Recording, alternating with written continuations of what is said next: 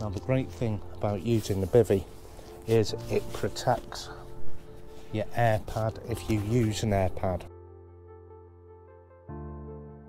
So I can slip my pad inside the bivvy bag, then put my sleeping bag on top of the pad.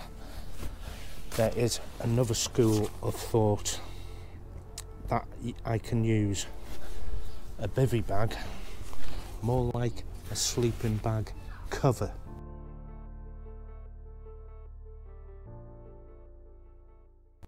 But I will require a ground cloth like this, and I've cut a sheet of it to about the width and length, just bigger than a 3/4 length pad.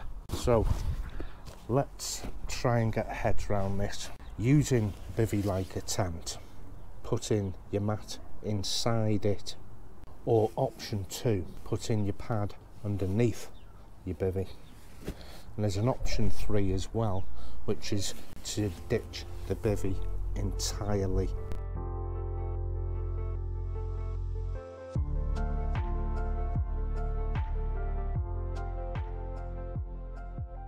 So whether you choose to use your bivvy bag as a sleeping bag cover or a kind of a tent is up to you. If I was to use it as a tent, I'd be putting my sleep mat or pad inside the bivvy with me. Option 2 is to use your bivvy bag like a sleeping bag cover, then just drop the whole lot on the pad that is on the ground, being protected with a sheet. I've experimented briefly with all of them, and I know straight out the gates what doesn't work.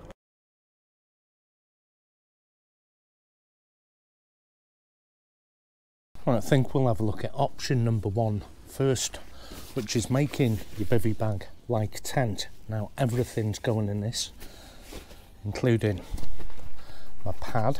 Remember, use foam if that's your preference, and then my sleeping bag with that. Everything is going inside the bivvy like a tent. Now this didn't work for me because it squashed the insulation, the bivvy bag on the gore-tex. Didn't work.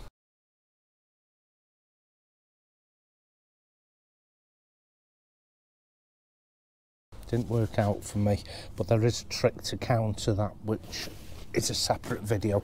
So let's put this out, which is my bivvy bag. Inflate my pad, use foam if that's your preference. Let's put that into the bivvy.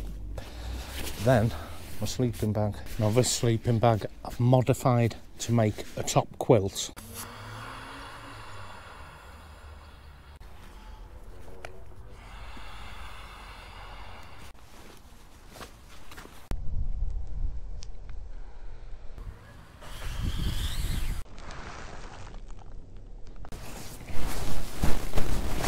The bivvy bag is going to get cold. It's useless at retaining any heat. In fact, if your bivvy bag is cold, it's going to start making the sleeping bag cold. If you put an air pad inside your bivvy and you have the size small bivvy bag and you're a broad guy, it squashes that insulation of your sleeping bag. So I've been experimenting with a reflective bivvy or a grabber space blanket, which is reflective, any kind of reflective.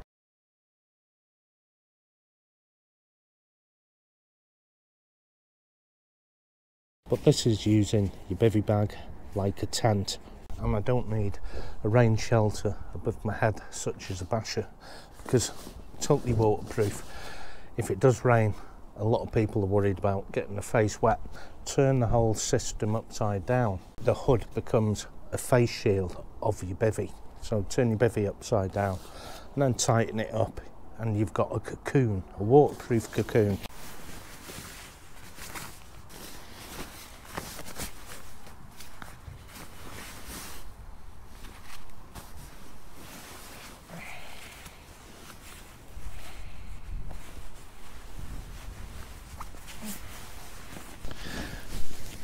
Now this is a method that started out pretty warm one night and it went below 0 and I was frozen by about 3 in the morning because I had a size small bivvy bag and it was squashing the insulation, and man, I was just cold all night.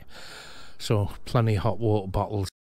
So this combination of putting my pad into the bivvy along with my sleeping bag didn't work for me. Like I said, it got really cold quickly and the insulation of the sleeping bag started failing, which I don't think would have happened had I just taken the bivvy bag off altogether, because it has a 𝑗 already, which kind of acts like a bivvy bag, and provided I'm underneath some kind of canopy, I don't think I'm going to need a bivvy bag at all.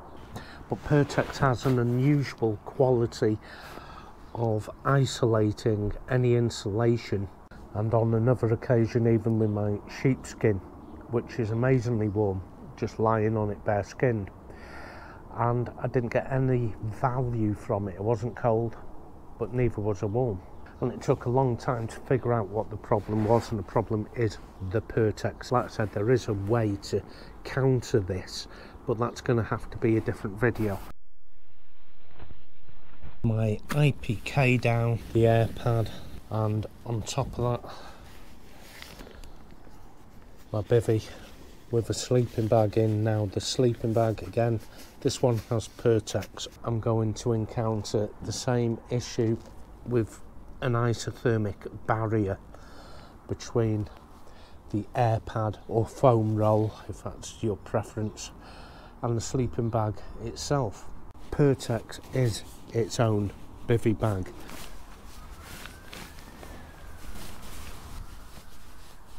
So this time the sleeping bag is size large, but in a regular bivvy bag, and it's all resting on top of the pad. I'm not bringing the pad inside the bivvy bag with me. Now there are methods to counter all these issues. It's just going to be a separate video. Climb Shield Apex insulation such as this here in the sleeping bag is phenomenal. Like I said, I have had it damp, wet, and I wasn't even that bothered, because the minute I zipped it up, 2 minutes later it was bone dry and it was still warm. I think I will test these bags out without the bivvy bag, but make sure I'm under some sort of rain canopy. And I've got to admit, first impressions, it's cosy. It really is cosy, but I don't know what it's going to be like 3 in the morning. But I'm still of the mindset you're not going to need a bivvy at all, provided you're protected from the rain. And I'm not going to be cold from the ground. I'm just not going to get the thermal value from it.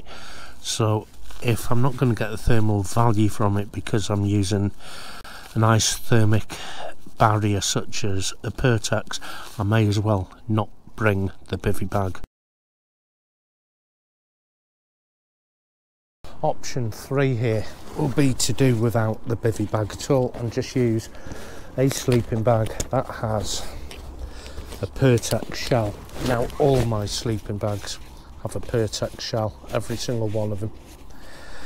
So the idea would be just to get some kind of mat down on the floor, like a ground cloth, pump up an air pad, then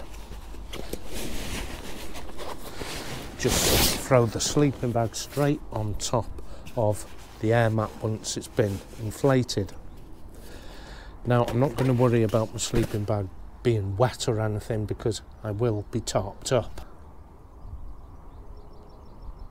The 𝑗 will have very similar properties to a bivvy bag, i.e. it's going to block up to 50 mph winds.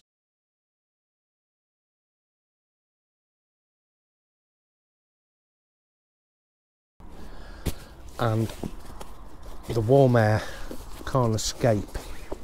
However, I am going to create an isothermic barrier against feeling the heat from underneath, or the warmth in the way of insulation, which is here. So just 1 item, 2 items and a tarp. I'm up to just 3 items. Throw it all together in, I think this is a 45 litre pre, I mean, it has extra pockets that I've put on. That's all I need. Of course, I could go even lighter by using a down quilt which doesn't have a Pertex, and perhaps then I might be able to use a much smaller bivvy which has a reflective in, which is actually good on these other bags, but I don't know what that is going to be like, the silver, in conjunction with, say, goose down or anything like that. It says it's breathable, this, and you know, I don't think it's overly breathable at times. I've used it, but boy is it warm, boy is it warm. So it's only a 3-part system. Throw in a bag of your choice. This is the Pre, I think 45 litres, and I have a couple of attachment pockets on either side here. So stove and food onto the side. These are just zipped on, just like you would any other Bergen. This is nicknamed the Mini Bergen, by the way, and it's 45 litres, and I only have 3 components. I could get away with that.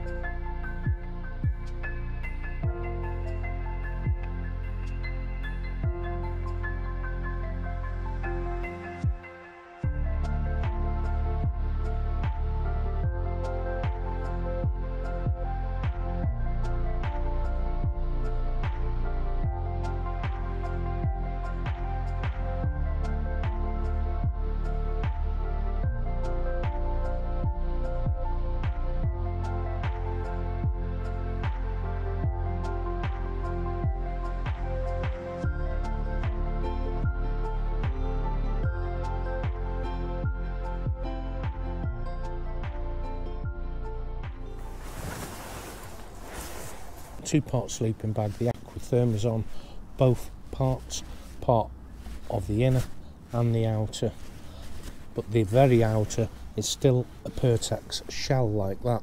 So maybe this is still going to act like an isolating barrier from the actual insulating pad. I'm not going to get the full value of it. So if you do like getting into your bag with minimal layers, or you know, bearskin sleeping just in your pants, or a base layer, then this is probably a better bag for you. Remember, with the other bags, they are designed to be used in conjunction with your BDUs, your full battle dress. So there are people who see you get into a sleeping bag and say it is warmer to get in with less clothing on. In a British Army bag, you haven't got that option. You do use your clothing as part of the insulation to hit the lower temps. So that's something to bear in mind if you see an army bag that's rated for minus 25. It is going to be in conjunction with all 3 elements, inner, outer and a bivvy bag and your BDUs. Just remember that. With this is a mountain rescue bag, so it is designed to be gotten into with minimal layers.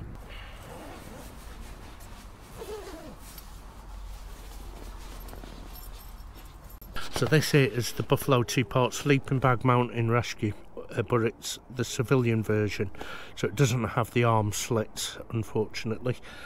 But it does have the Pertex outer, Aquatherm inner. This is the bag that took me the longest time to work out how to use it, because like I said, I know it has an isothermic Pertex, which means I'm not going to get the full benefit of the ground insulation, but I can insulate and keep it warm from the inside. So provided I'm warm, I'm going to be warm all night. So this is the Exped Down Mat 9. It does have the down feathers in. It's reasonably warm, and all my feathers have migrated up to the top here, but at least where I'm lying here at the top is nice and warm. I need to really shake it down and get some of them feathers down by my feet as well. But this is a very, very doable camp like this. Remember, just a 3-piece camp, ground mat, a tarp and the buffalo sleeping bag, so no bivvy, no tent, and I've got smaller footprints as well. But this is absolutely ideal, not so much for perhaps a bug out bag, although it would work, probably for a wild camping pack or short expeditions. But to be quite honest with you, if I was out for more than 2 nights, I'd just bring my down top quilt, my X-Therm mat. What else would I bring? Special Forces bivvy bag, and maybe the super light tarp by DD. So I've only got 4 elements there, and boy toasty, lovely, warm, and all in I think is 3.5 kilos, not including clothing, water, food, because that's base weight. You don't include food, water and clothing, but I have a base weight of just 3.5 kilos, and I don't know what this system is. I've got about 2.16 with the sleeping bag, and about 900 grams with the pad, and about, I think, 800 grams with the tarp. So you can add that up. It's not a lot. I only have to throw a stove in that pack, and there's me good for a couple of nights. And I'll show you how the British Army counter the problem using Pertex shell sleeping bags in a different episode, because the young lads have got some good tricks that work well with Pertex. But that is going to be a whole different video. So be aware that if you have a Pertex shelled sleeping bag, it is going to isolate itself from the insulation. So yeah, there's tricks and tips you need to learn. So this particular setup, the DD tarp, the X-Ped and the buffalo bag, is untested in this combination. I should imagine it's very doable. It's very open, very airy. It's a hell of a lot of room. I quite like it.